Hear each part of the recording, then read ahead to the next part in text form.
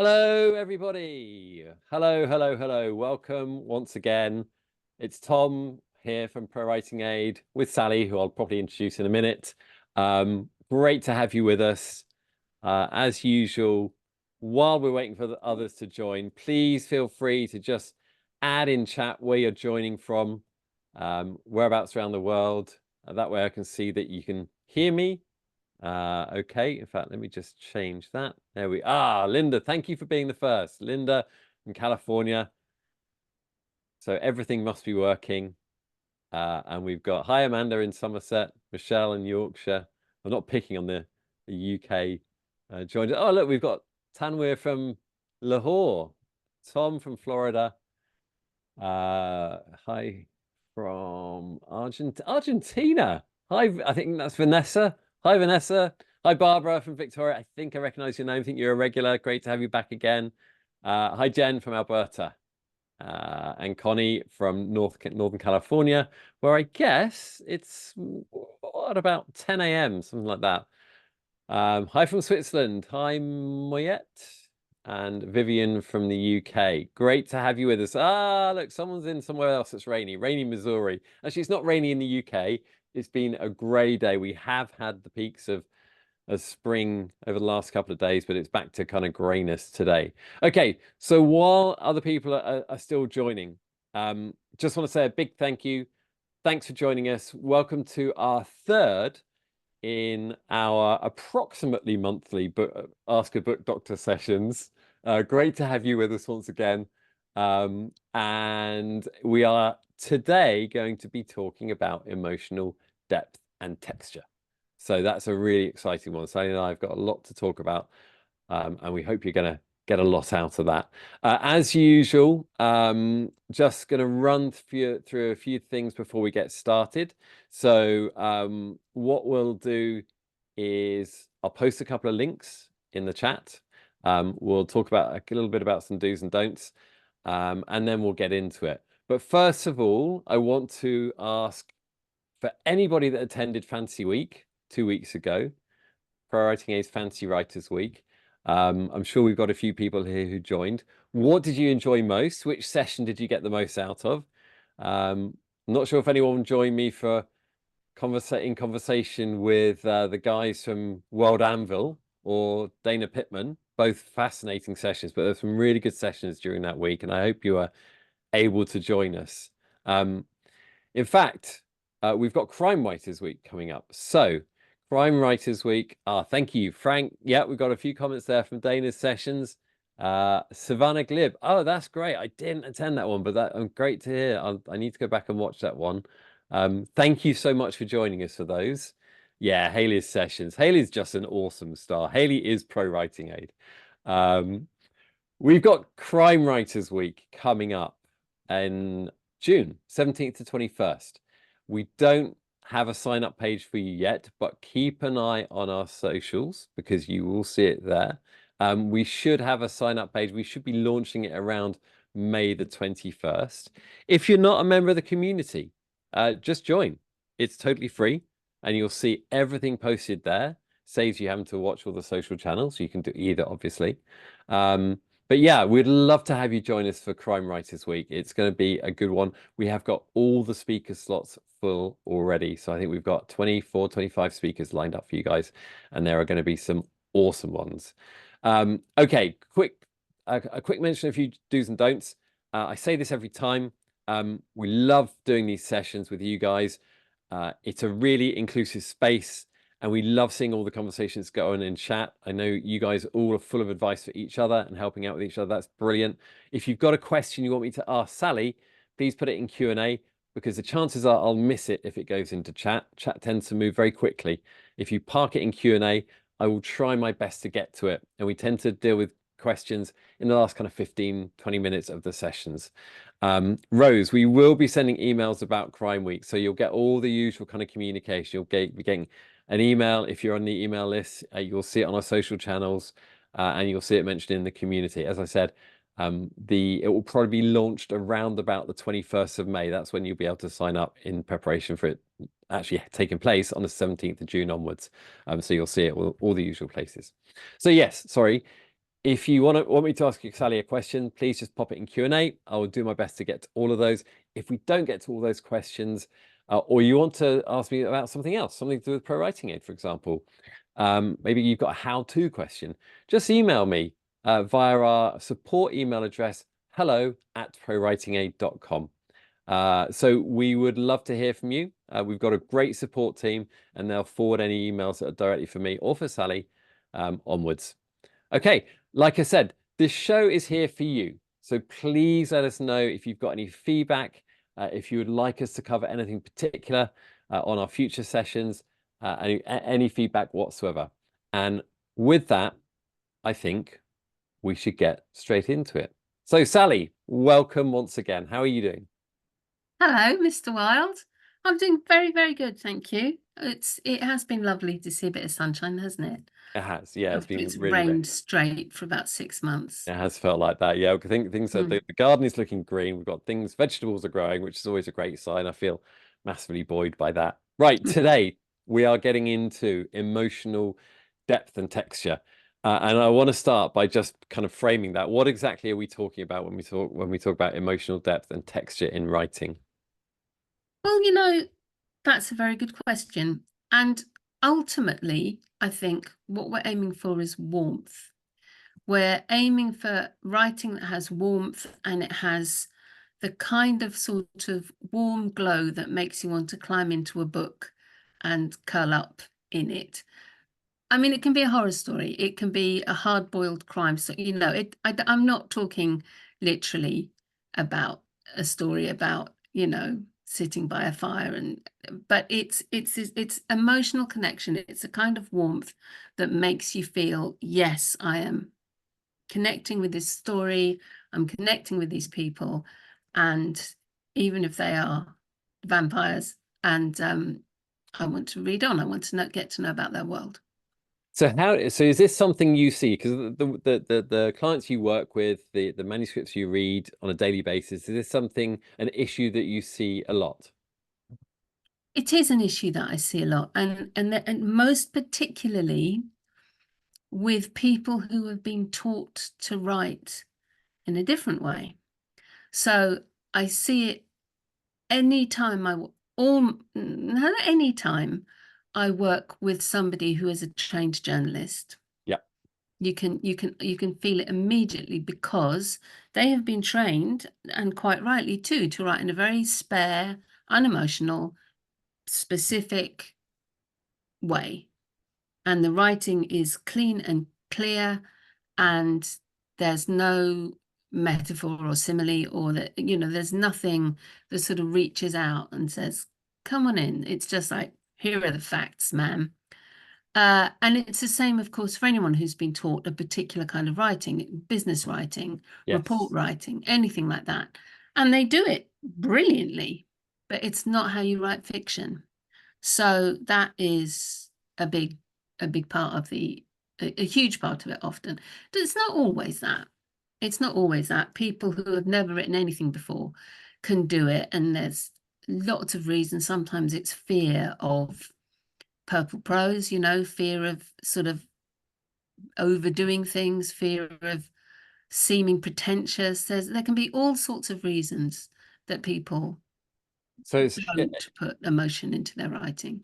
the sense I get is it's like many of the things we talk about, which is a balance. And if you Mm, come from a background, maybe you've been trained as a journalist or you've been, writing for business for many years, and you're likely to use less descriptive terminology and texture in your writing.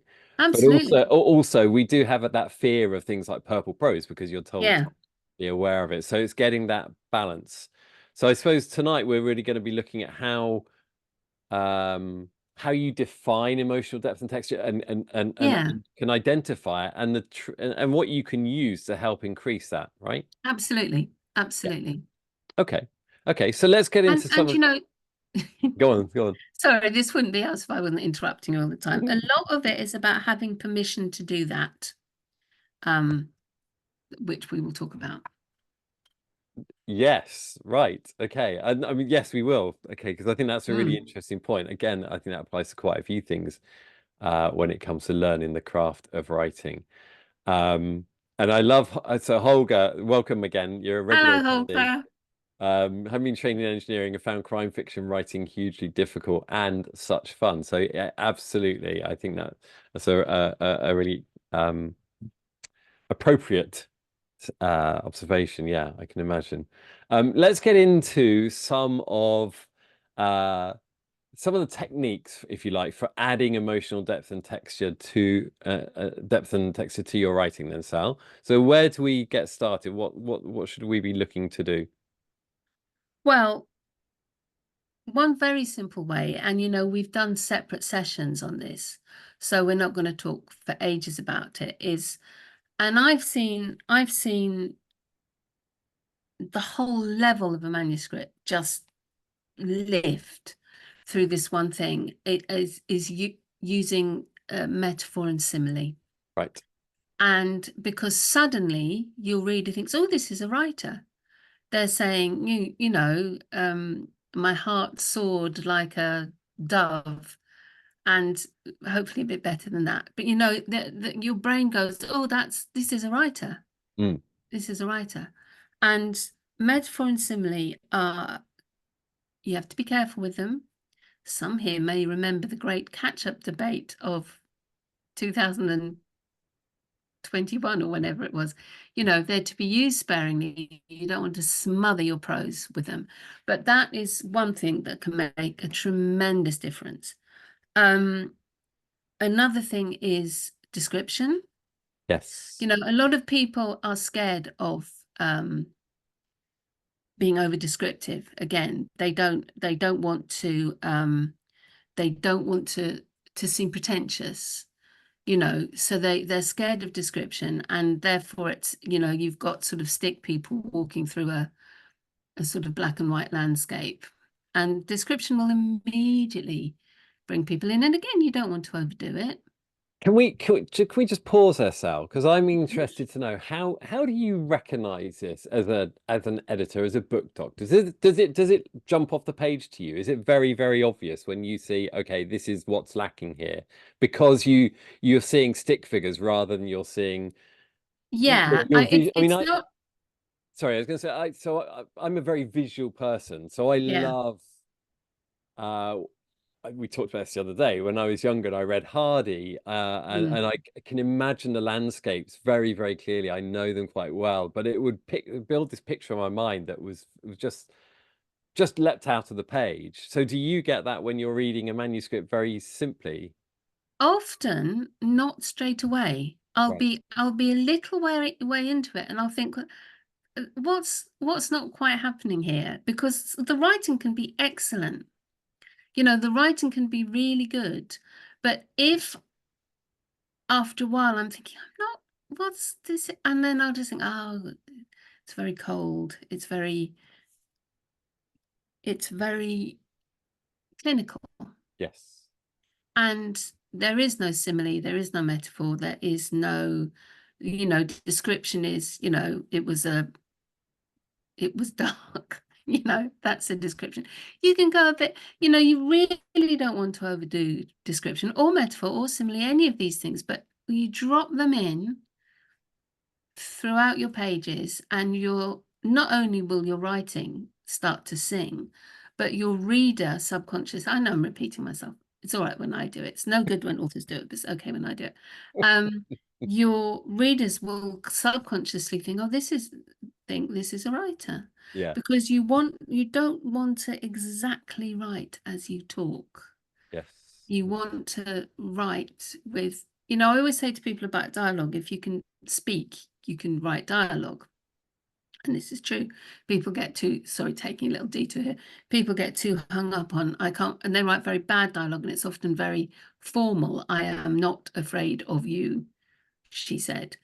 When in fact, in real life, she'd say, I'm not afraid of you, she said. But it's the opposite of that. You can get a bit,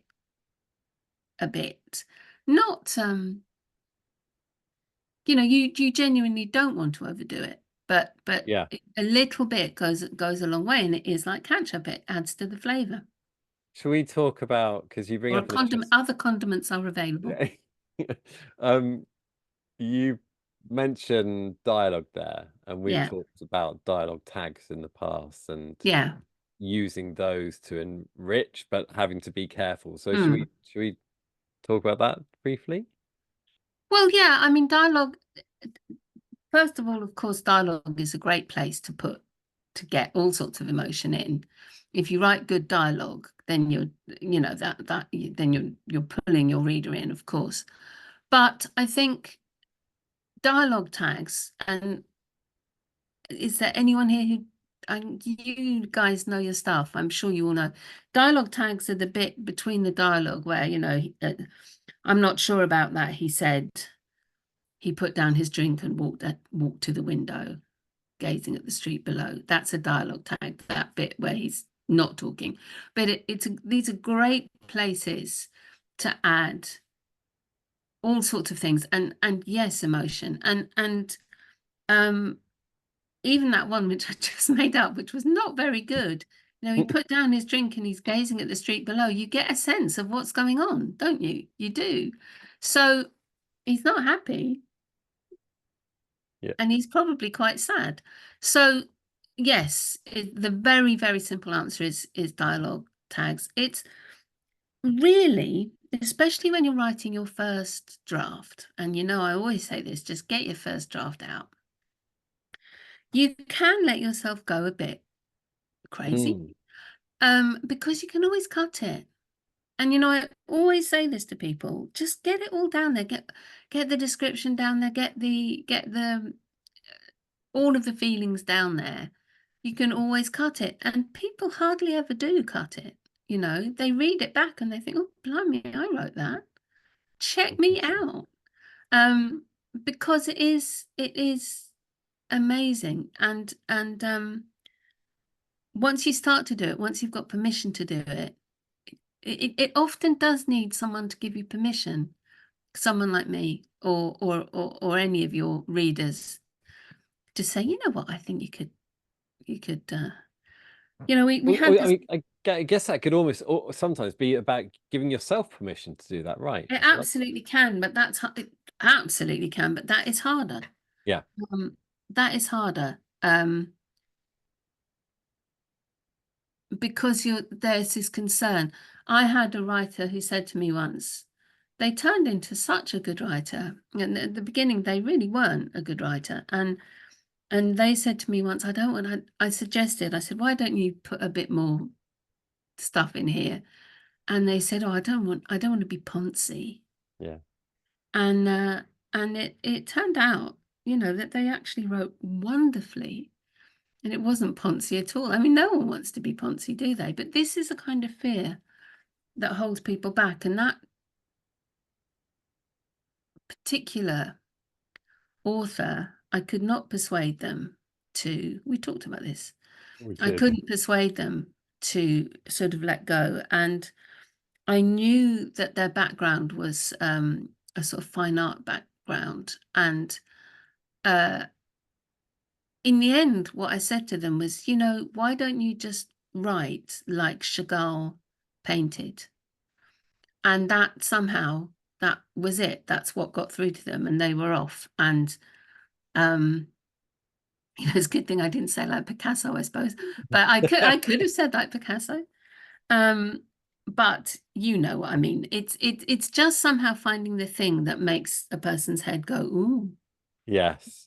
I There's could do another part to that story, and I know we can't go into the details, but where you talked about someone walking into the room, and you explained that perhaps because this person was known, the readers might like to know what that person was wearing or looked like. Yes, yes. And I think that's a really interesting point, right? Because it's about thinking again about, well, how do you Think bring of this your character reader. to life for your reader? Mm, And that may be because your reader's genuinely going to be genuinely interested in what they look like or what they are wearing that particular day or how mm. they're looking.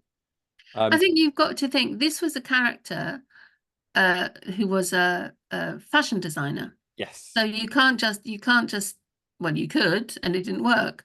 Say he turned up at the door, and then he knocked, and then we went out. If this is a fashion designer, perhaps your readers might yes, want to know what the fashion designer is wearing. So this is of course, some of the readers won't care at all, but a lot will.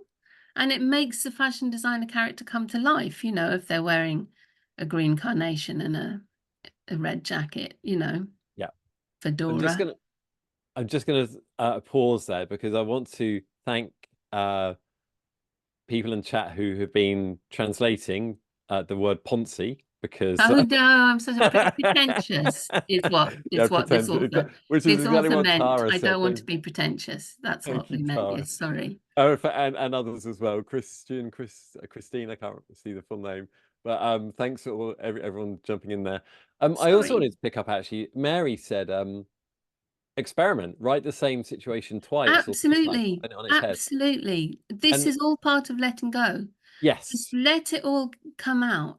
so I read an interesting thing. As you know, I'm not a writer. I don't I read a lot, but I don't. You are a reader, I and am a that's reader, big. Yeah. but I read. I follow a chap called Nathan Bow on LinkedIn, who's a fascinating kind of content creator, and he talks about one of the things he learned most about from kind of self-coaching was actually writing a passage from a book out. So actually Yeah. writing Yeah. That's a brilliant a idea. chapter from a Stephen King Yeah. book, because you're putting yourself in the shoes of the author and You learning see, on. that's first of all, that's a brilliant idea. And second of all, imagine if Stephen King wrote like a journalist. Yes. You Yeah. know, he would do it very well. He's an exceptional author, so whatever he writes, he would do Yes. very well. But it wouldn't be quite as scary, would it? No, no, not quite. And then the dog went mad and killed everyone. Yeah, It's not exactly. quite the same.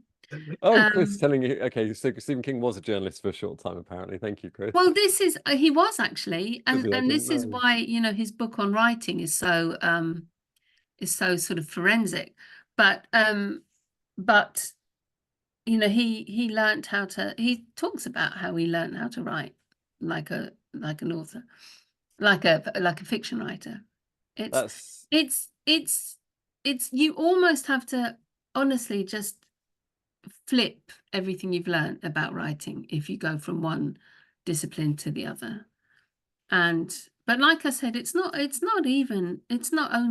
people who've been trained to write one way or another. It can be new writers. It is a lot to do with fear, and it is a lot to do with yes, this not wanting to be poncy and not wanting to overwrite. People are very scared of overwriting, and quite yeah, right too.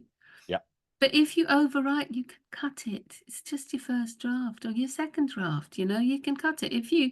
If you write something and you give it to someone to read and they say it's a bit vivid, it's it's a, you know, there's a lot of description on that. You can cut it, yeah.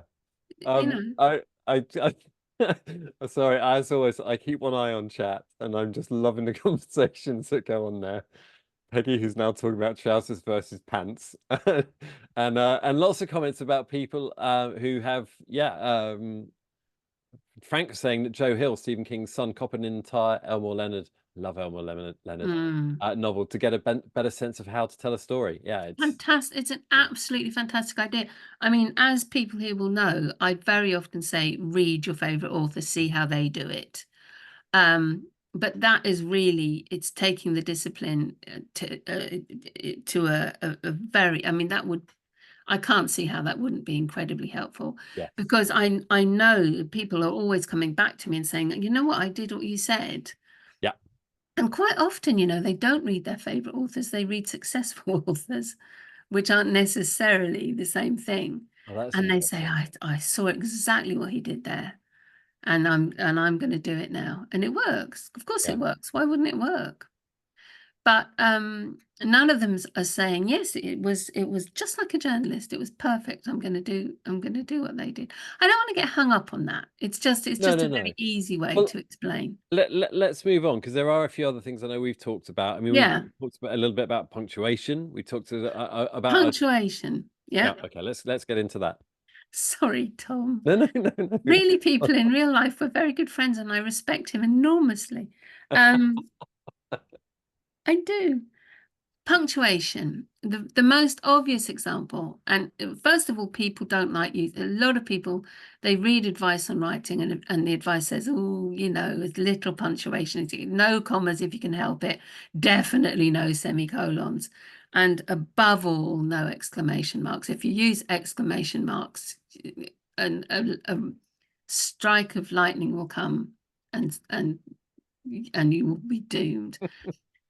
I am much more of a believer in punctuation, and I think this is possibly because possibly my favorite genre is literary fiction. I like literary fiction, and literary fiction goes big on the punctuation. You'll get your semicolons in literary fiction, but as an example, I use all the time. So it's not from a book or anything, I just made it up, but it actually works, and I thought about it rather than me just making it up on the top On the of my spot. head. This horror of punctuations in the narrative is absolutely bang on. If you put a exclamation point, as I should be saying, into your narrative, it's very disconcerting and it doesn't work and it's horrible. What did you say it was like the other day? Oh, so when you're laughing at your own joke. Yeah, yeah. You do not want an exclamation point in your narrative, but in your dialogue, you do. And it's also to do sometimes with using the right language. Now, anyone here who's read any advice about writing will know that the stone cold solid advice is just use said, nothing wrong with said, they said, he said, she said, it said. You don't want to get into anything else. Now, I personally disagree with this. I think it's a good base rule. I think, you know, you said is good generally. But there are words that can really change the meaning of what you say. And, you know, when I was talking to you the other day, come here, she said, is very different from come here, she whispered. You know, that's totally different kettle of fish, isn't it? So, the right language and the right punctuation can really do things. And the example I always give is, hey, stop, he said. It's not very urgent, is it? I don't think I'd stop. Hey, exclamation mark, stop, exclamation mark, he cried or he shouted. Then I'd probably stop. It's a completely different thing. Yeah. So it's about using your judgment. Again, you don't want to take a bucket of punctuation and just tip it over your manuscript. And some people won't use commas very or hardly ever. I've recently worked on a manuscript that really had hardly any commas. The author didn't like them. It made it hard to read. It did make it hard to read, and I suggested they put at least a few more in. There are people who, I think it was George Orwell who said you should never use a semicolon, but actually they mean something. It's different from a colon. They mean something. So don't go against your natural grain with punctuation, but it can make a really big difference. And the right word can make a really big difference. And use sparingly. You know, you don't want everyone to shout and snicker and wail and demand, but by golly, it does make a difference if you do it sometimes, especially at moments of high emotion or high tension or sexy, you know, like I said, come here, she whispered. Yeah. Then you want to read on, don't you? I think you're creating some lovely imagery today, Sal. Someone's mentioned, That wasn't my intention at all. We've got an image of tipping over a bucket of punctuation and also writing as Chagall paints, which I think is brilliant. Yes, I must copyright that. That was mine. That I thought of that. I did. Right. Let's touch on the subject that we frequently mention, and we are going to and have done a full session on in the past, but it is our old favorite show don't tell, because that applies here as well, right? It's so much. I mean, we can and have in fact done 2 full sessions on show don't tell. So we don't want to really hammer it, but obviously, this is going to be something that underpins this subject with all its heart. So if you say, oh God, I don't think I've got it in me to give an example, but the point of showing rather than telling is to bring your reader into the story as sort of standing next to the protagonist, standing next to your characters, rather than the author saying, and then they were very frightened. Yeah. So if you say, and then they were very frightened, well, sure, the reader knows that they were very frightened then. But if you're standing next to the character who, this is very corny, don't do this, who suddenly feels the hairs go up on the back of their neck, or that awful feeling when ice trickles down your spine, that awful feeling, try and be a bit more creative and imaginative than that. And that's another thing, is that, try and avoid cliche. Yes. Because it's the next step, if you don't do it, is to sort of say the hairs rose on the back of his neck. Well, there's nothing really wrong with that, but it's just, as a writer, you can do better. Yeah. But yes, so you don't want the author's description of what's going on. You want your reader to be standing there with your In the scene. characters, feeling it, Yeah. seeing it, smelling it, hearing it, and So that, indeed touching it. yeah. So it really You is. heard it here first. Again, it's the sensory side of it, isn't it? It's the actual being able to feel it going on. It is that, and it's I mean, it is a whole different a whole subject on its own, Yeah. showing, not telling. But that is basically is the gist of it, is you want things as the reader feels it, not as they are being told Yes. by the author. Yes. Okay. Makes a huge difference. And of course you sometimes have to tell. Of course you do. You can't do a whole book with having the reader experiencing everything that the character's feeling. But mostly you want, really, actually, you want a balance of the two. People never say that, but that is what you do. And if you look at your author's favorite author's book, or indeed your author's favorite book, that is what you'll see. They balance it well, usually. Yeah. Great. So, Sal, we've got questions mounting up, so I want to get to those in a moment. Anything else we've missed? Well, yeah, that's what I was going to say. I think we've covered quite a lot, certainly in terms of how to improve, or how to, how to focus, how to deliver more emotional depth and texture. We talked a little bit about practice and tips for that, giving yourself permission. That's a key one. I think we've covered most of the things we set out to. Yeah. So I mean, texture is a very key word. Emotional depth, yes, that's that's pretty obvious, but emotional texture is a bit harder to pin down, but that can make a tremendous difference. And okay. again, that is when it's choosing the right word, choosing the right moment to describe something, or even people's expressions, or it can be something. Emotional texture can be something. I th- uh, it can be something as simple as somebody suddenly taking their glasses off. Because why have they done that? They're either going to hit someone, or they're going to just cry, or they're going to, if you wear glasses, anyone Yeah. here who wears glasses will know that if you take your glasses off, it's quite a big deal. So it can emotional texture can even be gestures like that. And I just made that up, and I'm sure everyone No, but here that's can. fascinating, isn't it? Because I imagine from an editor's eye, you pick that up very quickly. You identify that but I would never have thought of that. It's I fascinating. literally just thought of it a No, second ago.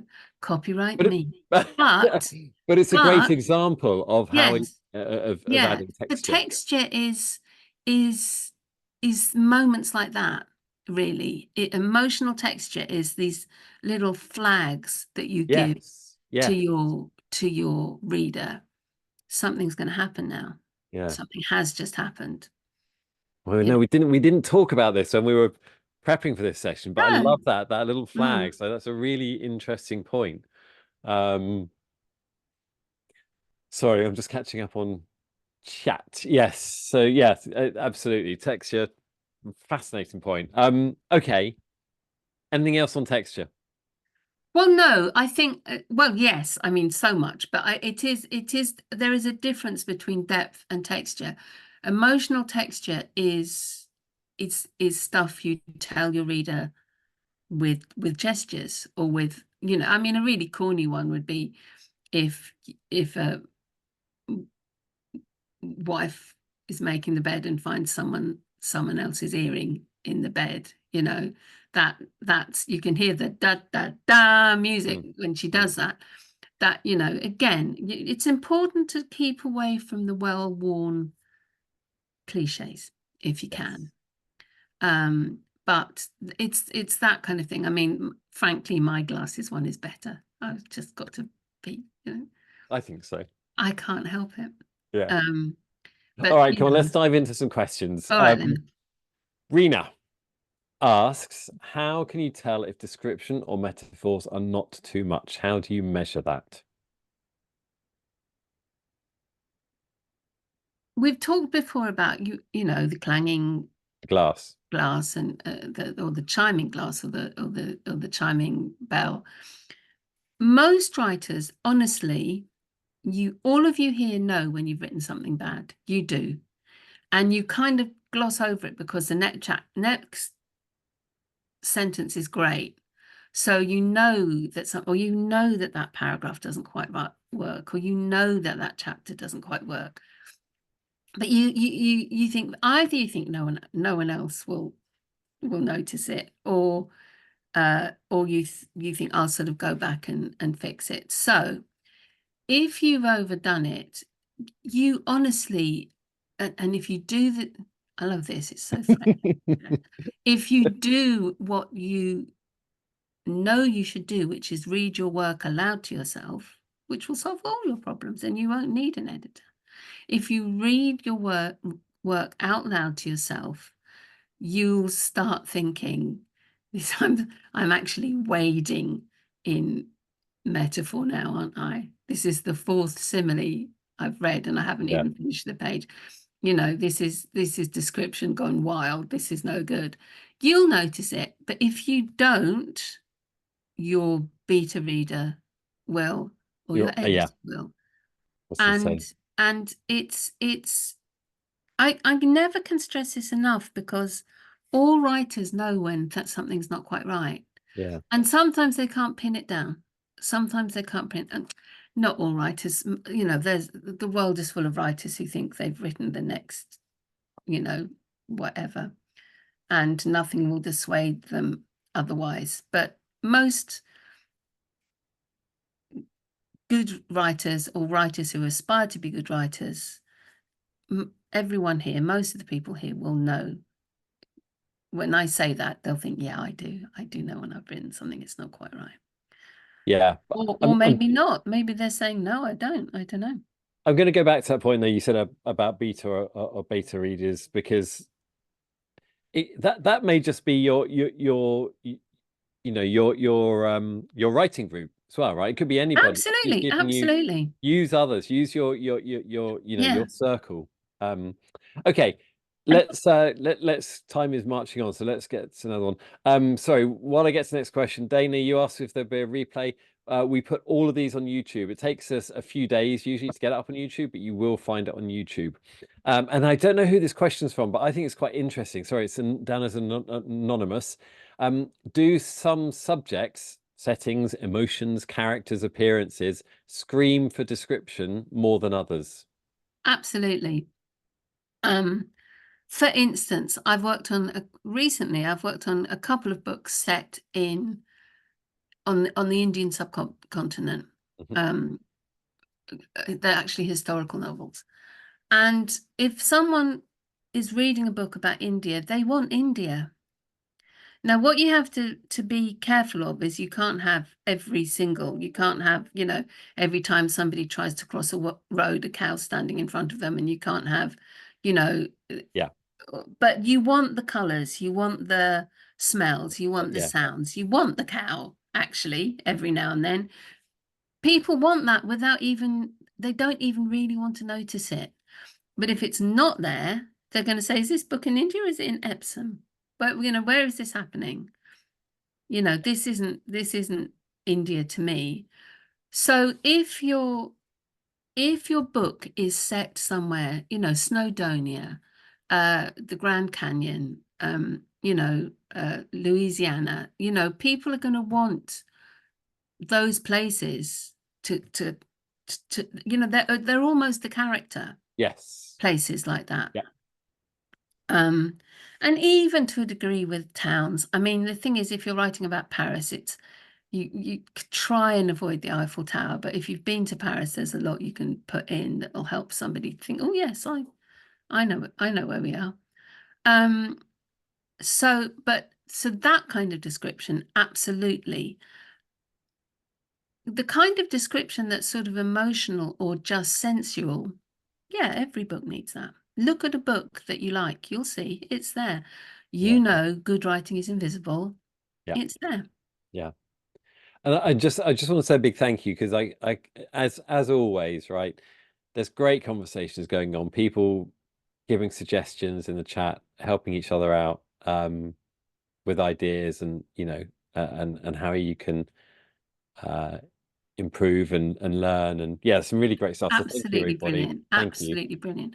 And Um talking of Paris, I know it's easy for me to say to somebody thousands of miles away, just go to Paris. But if you can go to a place where something is supposed to be happening, it won't half make a difference. yeah. At least look on YouTube, properly look on YouTube at places. YouTube works for how people talk as well. It's Yes. very useful, Yeah, interesting. but better to Okay. get there if you can.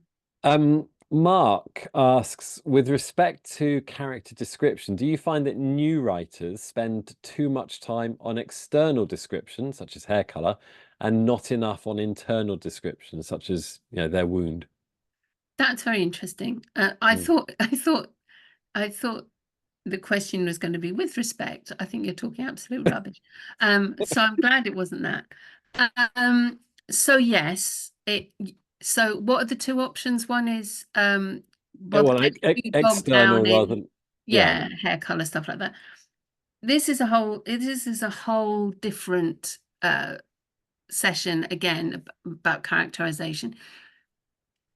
Actually hair color helps, actually eye color helps, these kind of things, their beard, their glasses, their missing front tooth, all of this stuff does help when you're establishing the world that the person's in. But yes, people do that to the detriment of, as he or she said, their wound, what's going on inside. yeah, So, but the trouble is with what's going on inside, you have to show that. You can't tell it.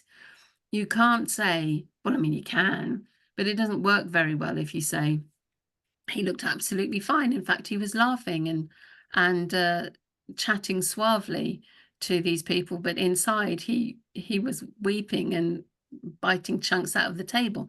You've got to show that yes, by somebody taking their glasses off. yes, yeah. You've got to show that. So, but yes, it's an excellent question and a very good point. There's some great, I think both Michelle and Jackie have mentioned authors that have used things like Google Maps or Street View to get to know places better. This is going back to your Paris point, Sal.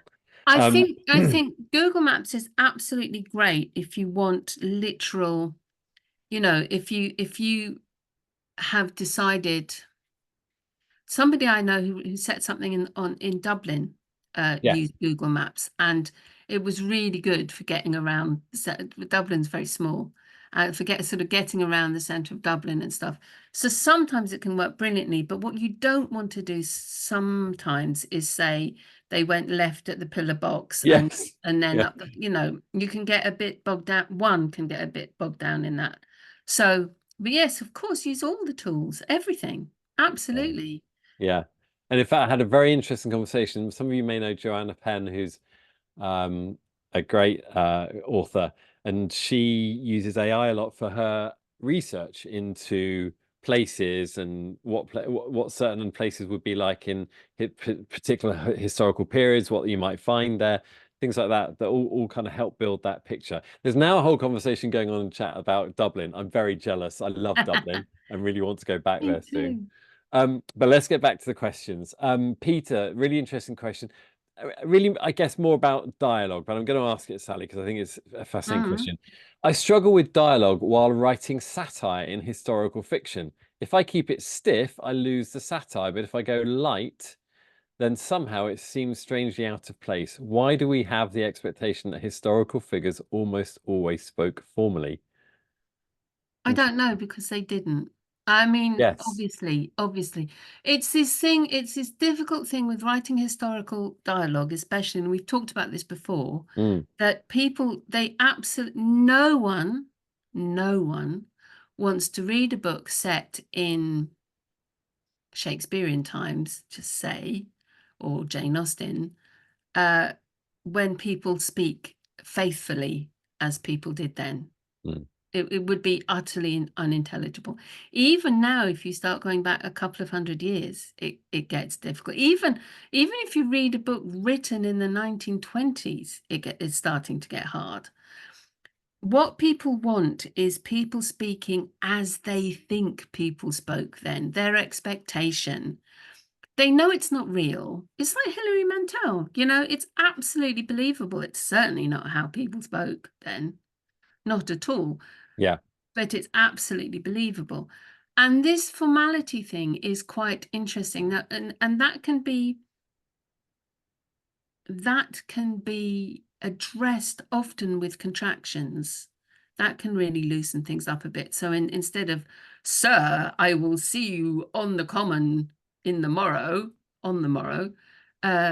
even, "Sir, I'll see you uh, on the common tomorrow." Even if you can use contractions, then that can make a big difference. Even Yeah. if and um, try and avoid, again, it's about cliche. So, people might very well have said prithee or forsooth, but sort of don't, just don't. Yeah. Because it's now we've got to the point where people are going to go, oh, I mean, you and I were talking about Hamilton, the show Hamilton, weren't we? Yeah. And you watch Hamilton and you absolutely believe that this is happening when it's happening, but they're dropping in hip hop and all sorts of stuff. Yeah. But there's a sort of flavor. There's a flavor of 1776-ish, Yeah. there. And that's what people want. They want the flavor. They want the accent of it rather Yeah. than the Yeah. action of it. So it's a very good question. Historical dialogue is difficult, and quite often somebody, an author I've been working with, has just found a book about the history of food in England. Mm. And it's astonishing. And she's been saying to me, "Do you know that people, they didn't have pies, or they didn't have this, or they didn't do that." And we're only going back 200 or 300 years. Yeah. Just completely. She said cow heels. That's what they were eating, cow heels. And so her challenge now is not to shove cow heels into every dinner, but it's, if you've got the time, and if you've got a good source, and a good source is not always the internet. Books Yes. are usually your friends here. Yes. Right. Find a book about how people spoke in the States, before the States was the States. Because Yeah, what because you you will can do find. is you can get the flavor, you can get the thing of it, without actually having to use it. And you can drop in words, of course, Yeah. But it is difficult. But yeah, if you want to loosen things up, contractions are usually a very good way of doing it. And meanwhile, I'm off to tell my kids that it's cow heels for dinner. Um, Very tasty, but, very. um, we got time for a couple more questions. And I find this one interesting. Can you talk more about how to use setting to infuse emotion? For example, the clouds darkened and Janet pulled her coat Yeah, there close you go. and glared into the wind. Metaphor and simile. Exactly. So Yeah.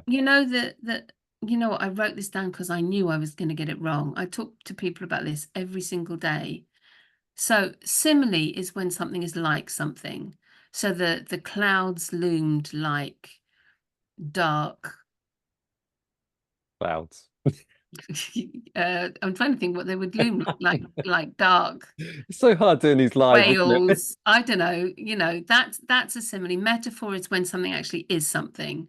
So the clouds, dark whales moving across the sky. But Vultures? I think Peggy's suggestion is good. Dark vultures. vultures are always good. But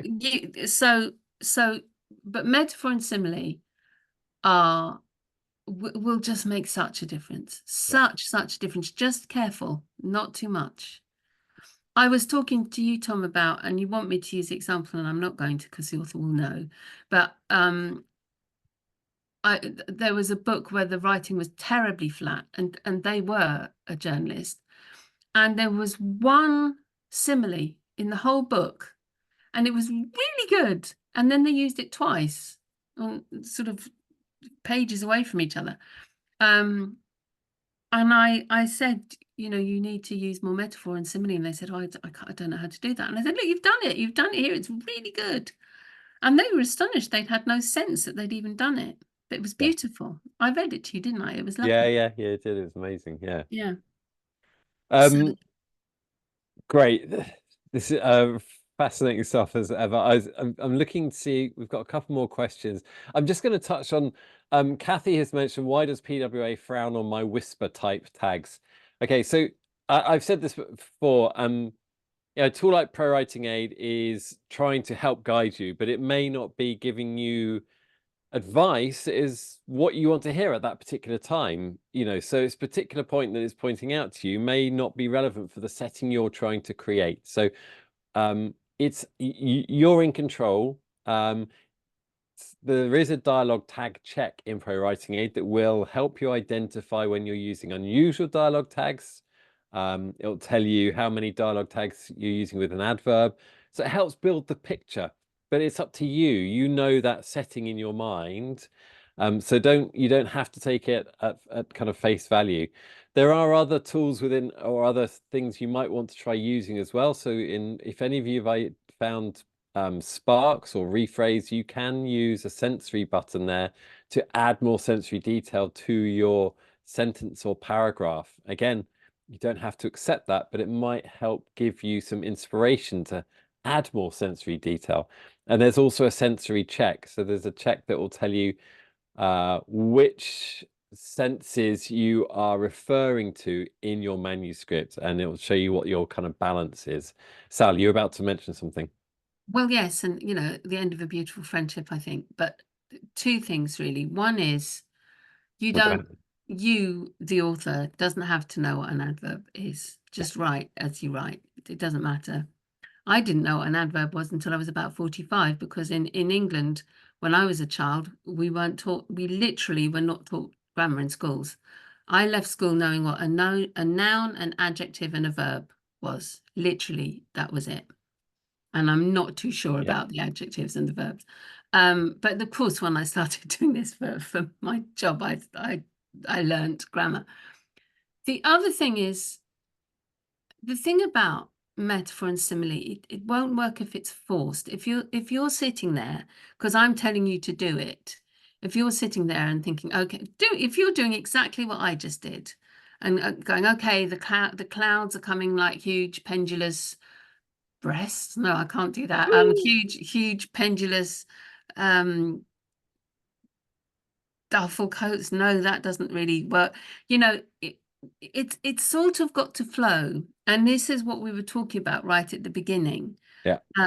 About giving yourself permission to let because your imagination can probably do it very well. But if you're sitting there and trying to, I'm just thinking, do I say that's mine, I just thought that. No. But if you're sitting there literally with a sort of list, his smile was like a alligator, no. Cheetah, no. His smile was like a garden fence, no. It's not going to work because it'll read like that. Yeah. Having said that, of course you can experiment and try different things and all that. But despite the fact that I've been saying do it, do it, do it, don't put pressure on yourself to do it. If you think that you're allowed to do it, it will flow eventually. Yeah. It will. Yeah. And this is why this author didn't realize they'd written this beautiful simile, because Yeah. it had just come. Great. So we're nearly up to time. Just before we go, anything we wanted to kind of summarize or end on? We've covered a lot, and there is a lot that we touch on in other sessions too, because there is so much involved in. Well, I'll end with exactly what I started with emotional depth and texture is about bringing warmth into your writing. Ultimately, that's what it is. And if you're doing that one way or another, then you're laughing. Yeah. It's great. Great. Thanks everybody once again for joining us. We appreciate you giving up your time to be with us. We love having you here with us. We love the conversation that goes on here. We always have so much fun delivering these sessions, and that's because of you guys. So please do join us. We'll be back in around about a month's time. If you've got suggestions for things you'd like to see us cover, please add them to chat, and I'll download the chat file and have a look through that tomorrow. Or just please contact us, me at hello@prowritingaid.com. We will see you in a month's time. Have a wonderful rest of your day, and be safe, everybody. So long. Bye, everyone. Exactly what Tom just said. Thank you. See you soon. All right.